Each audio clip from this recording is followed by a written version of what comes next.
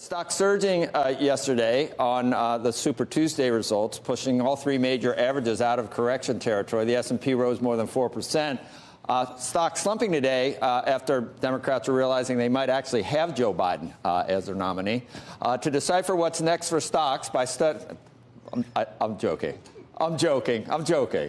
I mean, but yesterday, all the news flashes, it's up 1,000 on. Today, it's like, wait a second, really? And now the market's like, uh-oh. I don't think that's okay, all right. I just did that for you, just to show both sides of the coin. Okay. Both sides of the coin, just trying to stay fair and balanced. Fair and balanced. Market Technical with Katie Stockton's here, arguing with me, or arguing the point that technicals still matter, even with something, an outlier, a black swan, whatever you want to refer to as that. Now more than ever. You can still you're managing partner of Fairlead Strategies. Now more than ever.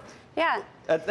Some people, it's like if there's something so exogenous and so unexpected that all bets are off. But you're saying that support, resistance already factors in the sentiment of what people are responding to. Well, it is all about sentiment, right? So really, a corrective phase like this cannot be explained using fundamental reasoning. And that's where the technicals can come in so handy. We have momentum indicators, overbought, oversold measures. So at least we have these tools to help us understand. Is that the ETFs we're looking at here? This is the spiders. So yeah, the S&P 500 ETF. And you can see the massive corrective phase.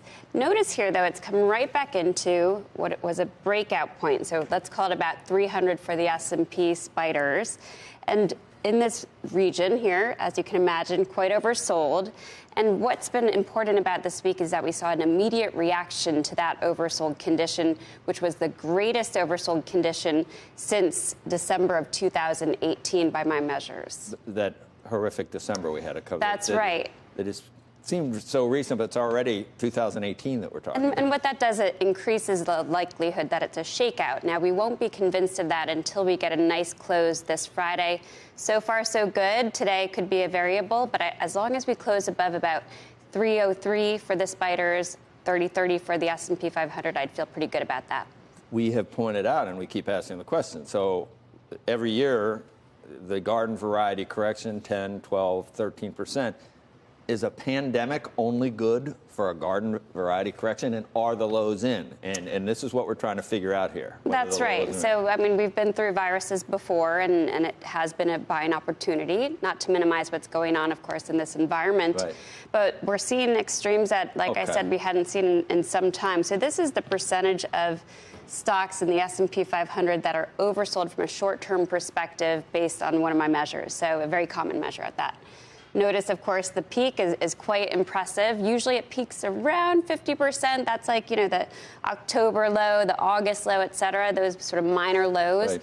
At major lows, you tend to get these really extreme readings. And, of course, they're associated, I know Peter's here, with fear and greed index readings that are very, very bearish, meaning from a contrarian perspective, you could actually have a positive takeaway from that. That's a good one. And then this is an individual issue that may be ready to break out, and one that would be fundamentally tied to what happens with this situation. It's a good sort of case study, I think, in terms of the correction that we have already seen. Like the spiders, we have a pullback or corrective phase down to a former breakout point. So it'd be a very natural place for Walmart to find some support in here. It looks like it's already happening. We got some signs of downside exhaustion based on the overbought, oversold measures right in here. What's different about this one also is that it underperformed in Q4. So unlike some of the tech stocks, which still look relatively overextended to me, this one is relatively oversold. And I think that positions it better, irrespective of how we come out of this.